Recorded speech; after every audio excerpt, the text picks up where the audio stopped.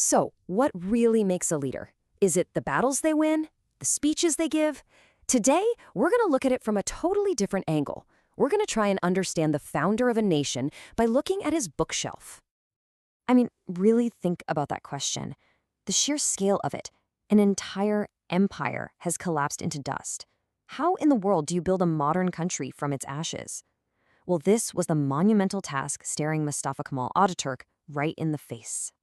For him, the founder of modern Turkey, the answer wasn't just about political power or military might. Nope, the foundation for his brand new republic, it was built on something you might not expect. It all began with a library. And look, we're not talking about a few dozen paperbacks to read on the weekend. We're talking about a massive, personal collection that became the intellectual engine for an entire nation. So what exactly was in this collection? Let's dive right in. Our first section is all about the leader's library, which was truly a universe of ideas. Now get this. What you're looking at here is the table of contents from just one single volume of a huge series that catalogs the books he read. Just look at the range. West Asia, Oceania, liberalism, economic doctrines, European politics. He's even got a study of Lenin in there. His curiosity was just boundless. And this was no small hobby. We're looking at a library of over 4,000 volumes.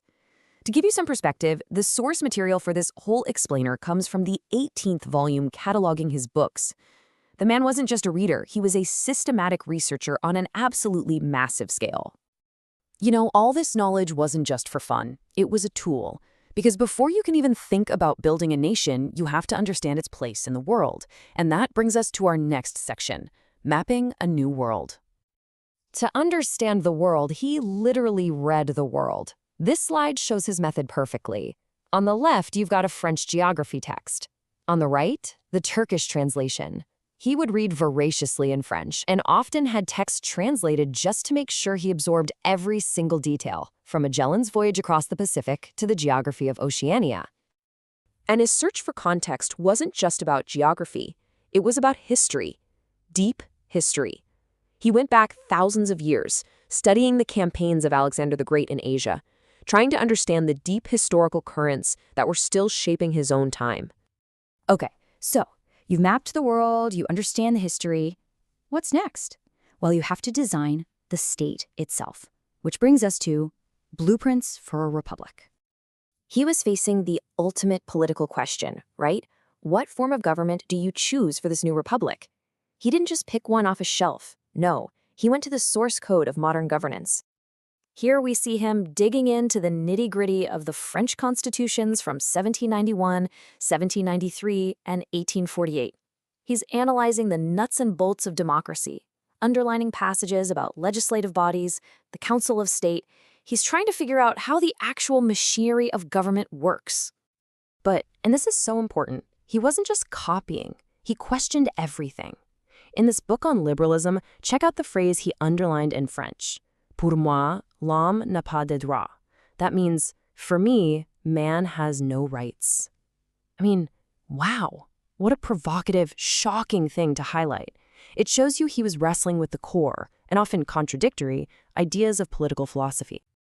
And this really speaks to his intellectual honesty. At the same time he's studying Western democracies, he's also reading their biggest critics. This right here is a pamphlet by Vladimir Lenin arguing for a completely different system, the dictatorship of the proletariat.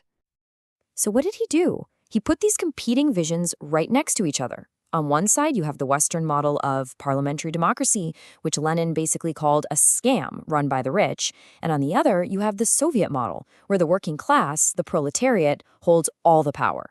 Ataturk studied both, dissecting their strengths and weaknesses to forge his own unique path. Politics is one thing, right? But a nation has to be able to feed itself. It needs a working economy. So let's see how he tackled that challenge in our next section, the economy of a nation. So what did he find? Well, in this History of Economic Doctrines, look at the passage he zeroed in on. It's all about the intervention of the state in economic relations. This shows he was already thinking pragmatically, looking for a balance that went beyond pure rigid ideology. And his research was incredibly broad. He studied Adam Smith and the free market, but also John Stuart Mill on individualism. He dug into state socialism with thinkers like Wagner, and he got practical, looking at things like nationalizing railways. See, he wasn't looking for a single perfect answer. He was piecing together a hybrid model that would actually work for Turkey. When you put all this together, you start to see something more than just a collection of books. You see a mind at work. This whole thing was the mind of the founder, engaged in a lifelong research project. I mean, just let's trace the incredible scope of his thinking. His studies took him all the way back to the very origins of Egyptian civilization. Then he'd jump across the entire globe to Captain Cook's methodical exploration of the Pacific Ocean.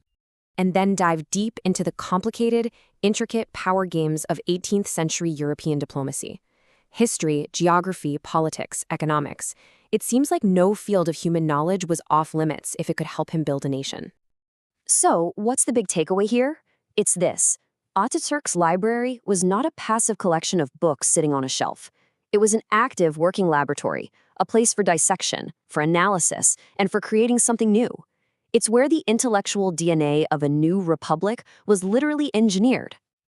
And that really leaves us with a question for our own time, doesn't it? In an age of instant information, hot takes, and simplistic slogans, what is the role of deep, critical, and wide-ranging reading in modern leadership today? Something to think about.